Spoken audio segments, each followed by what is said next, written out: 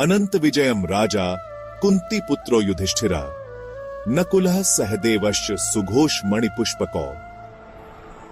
महाभारत के युद्ध भूमि में यह वह क्षण था जब दोनों सेनाएं आमने सामने खड़ी थीं और हर योद्धा अपने अपने शंखों को ध्वनित कर अपनी उपस्थिति और आत्मबल का प्रदर्शन कर रहा था। युद्ध की शुरुआत से पहले पांडवों ने भी अपने दिव्य शंख बजाए। इस श्लोक में भगवान श्री कृष्ण के दिव्य पांचजन्य शंख और अर्जुन के देवदत्त शंख के बाद धर्मराज युधिष्ठिर का उल्लेख किया गया है।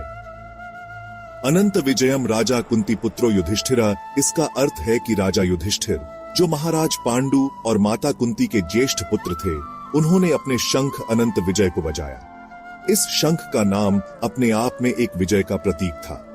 यह संकेत था कि धर्म की सदा विजय होती है और युधिष्ठिर के नेतृत्व में यह धर्म युद्ध सही दिशा में आगे बढ़ेगा। इसके बाद उनके छोटे भाई नकुल और सहदेव का वर्णन किया गया है।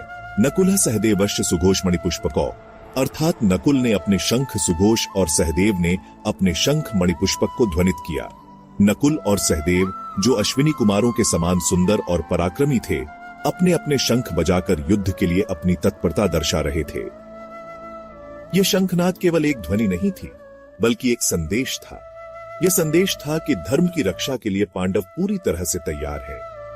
यह ध्वनि कौरव सेना के लिए चुनौती थी और पांडव सेना के लिए एक जोश और उत्साह का संचार। शंख की ध्वनि में अद्भुत शक्ति होती है। यह न केवल शत्रु के मनोबल को गिरा देती है, बल्कि अपार ऊर्जा और साहस प्रदान करती है। यही कारण है कि महाभारत के युद्ध में प्रत्येक योद्धा ने अपने अपने शंख को बजाकर अपने आत्मबल का परिचय दिया।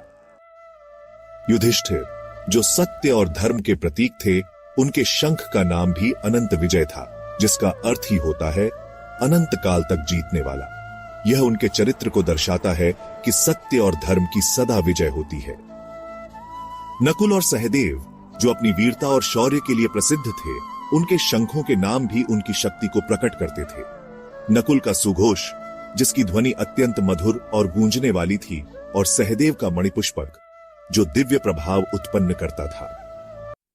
इस श्लोक के माध्यम से श्रीमद् भगवद गीता हमें यह सिखाती है कि धर्म युद्ध में केवल बाहुबल ही नहीं, आत्मबल और संकल्प शक्ति भी महत्वपूर्ण होती है।